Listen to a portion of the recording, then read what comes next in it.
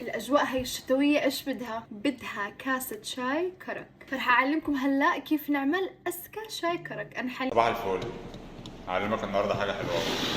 ازاي تعمل الشاي.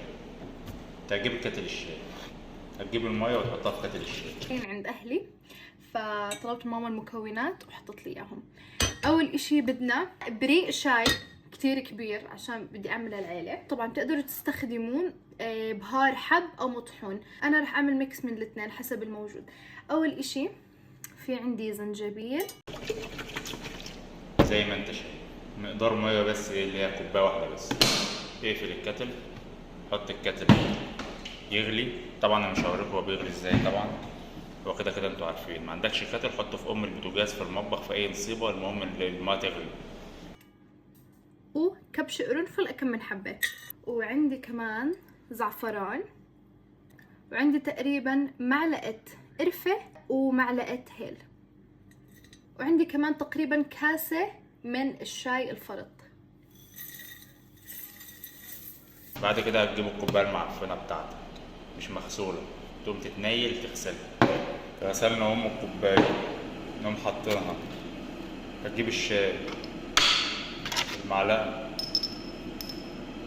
تحط معلقه، هي المعلقه صغيره تحط معلقه ونص شاي. خلاص تقفل الشاي.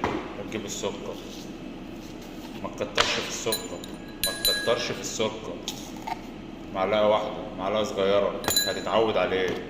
مش ناقصه دهننه، كرشك دلدل ما انتش قادر تتنال تمشي. وهلا بدنا لتر مي. جهزت هون بالسخان لتر مي سخنه، بدي اخلي شويه مجال للحليب المكثف المحلى. بدنا نخليهم يغلوا هيك غلوتين ثلاثه لحد ما الشاي والبهارات اللي حطيناها يتقوم. خلاص حاجه واحده بس، هتصب الزفت الميه، هتقلب مع بعض. وهلا بس يعقد كتير الشاي وتطلع ريحه البهارات، بتحطوا كاسه من الحليب المكثف المحلى. اسمعوا الريحة ريحة الشتاء، فبين ريحة الشتاء هيك. ومنحركهم ومنستنى الحليب بس يغلي غلوة وشوي.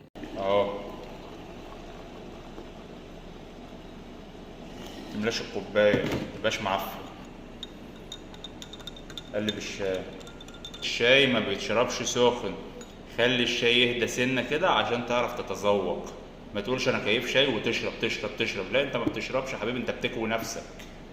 وهيك شاي الكرك بيكون جهز عنا. هلا بنتركه هيك بس يرتاح 5 دقايق ومنديره في الكاسات.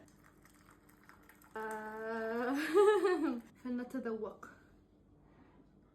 اهدى عليه. هتقول الشاي طعمه مش حلو عشان السكر قليل، هتتعود.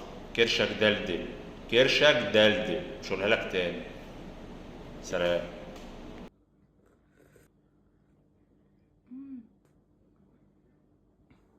ضروري تجربوه.